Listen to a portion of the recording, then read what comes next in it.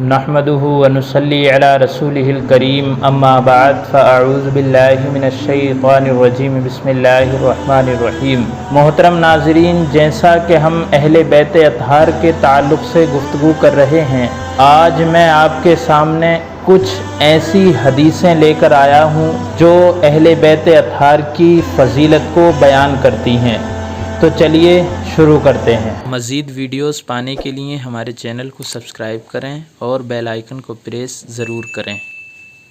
پہلی حدیث مبارک مولا کائنات سیدنا علی المرتضیٰ رضی اللہ تعالی عنہ سے مروی ہے کہ رسول کریم صلی اللہ علیہ وآلہ وسلم نے حسنین کریمین کے ہاتھ کو اپنے دست مبارک سے پکڑ کر ارشاد فرمایا کہ جو مجھ سے اور میرے ان دونوں فرزندوں سے اور ان کے والدین سے محبت کرے گا وہ قیامت کے دن میرے ساتھ ہوگا اور جنت میں بھی اس درجے میں رکھا جائے گا جہاں میں رہوں گا۔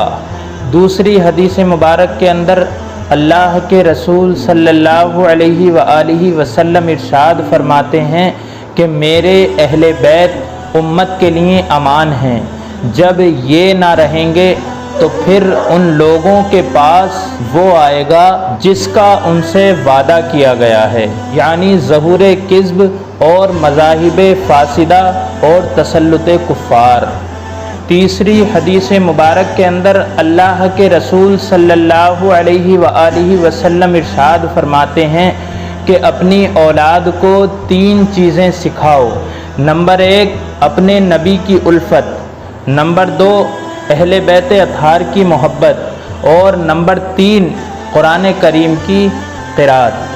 چوتھی حدیث مبارک کے اندر اللہ کے رسول صلی اللہ علیہ وآلہ وسلم ارشاد فرماتے ہیں کہ بندہ اس وقت تک کامل مومن ہو ہی نہیں سکتا جب تک کہ میں اس کی جان سے زیادہ اس کو عزیز نہ ہو جاؤں، اور میری اولاد اس کی اولاد سے زیادہ عزیز نہ ہو جائے، اور میرا اہل اس کے اہل سے زیادہ عزیز نہ ہو جائے، اور میری ذات اس کو اپنی ذات سے زیادہ محبوب نہ ہو جائے۔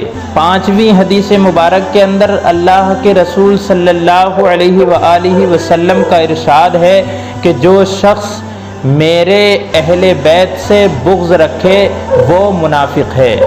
6ٹھی حدیث مبارک کے اندر اللہ کے رسول صلی اللہ علیہ وآلہ وسلم نے ارشاد فرمایا کہ جو شخص مجھ سے توسل کی تمنا رکھتا ہو اور یہ چاہتا ہو کہ اس کو میری بارگاہ کرم میں قیامت کے روز حق شفاعت حاصل ہو تو اسے چاہیے کہ وہ میرے اہل بیت کی نیاز مندی کرے اور انہیں ہمیشہ خوش رکھے۔ اللہ تبارک و تعالی سے دعا کرتا ہوں پروردگار عالم ہمارے دلوں کے اندر محبت اہل بیت پیدا فرمائے اور اہل بیت اطہار کا ادب کرنے کی توفیق عطا فرمائے، آمین۔ السلام علیکم ورحمۃ اللہ وبرکاتہ۔ دعاؤں میں ضرور یاد رکھیے گا۔